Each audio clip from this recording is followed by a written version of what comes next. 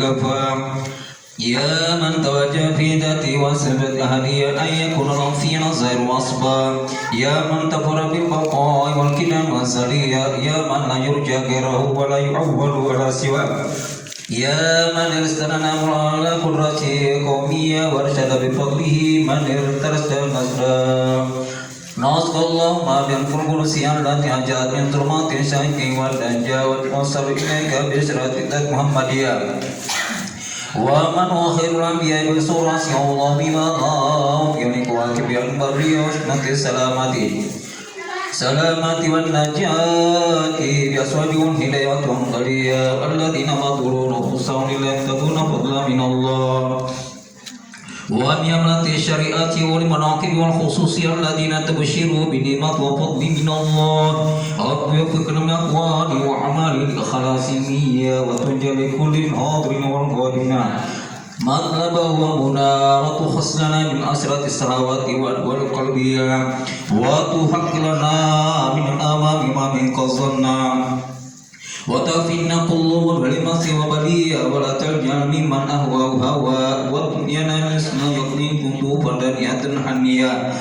وتأتي بها وقوره ومن أصل إليه أسم وصغى اللهم صل وسلم على أول قدر التنجيل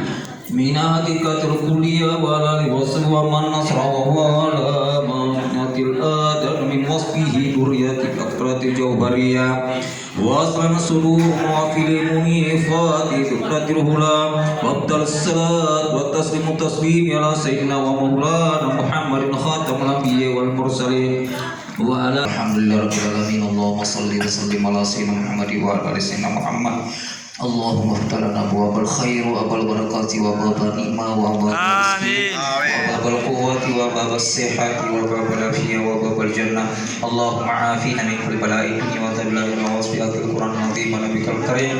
سر من سر الآخرة غفر الله لنا ولكم برحمتك يا أرحم الراحمين اللهم إنا نسألك السلامة في دين وعافية في الحساب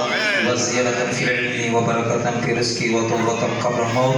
ورحمة عند الموت ومغفرة بعد الموت اللهم حوّن علينا في شكرات الموت ونزلت النار والعفو عند الحساب ربنا اغفر لنا ولوالدينا وارحمهم كما ربونا صغارا ربنا هب لنا من أزواجنا وذرياتنا قرة أعين واجعلنا للمتقين إماما ربنا آتنا في الدنيا حسنة وفي الآخرة حسنة وقنا عذاب النار وصلى اللهم على سيدنا محمد وعلى آله وصحبه وسلم سبحان ربك رب العزة عما يصفون وسلام على المرسلين والحمد لله رب العالمين.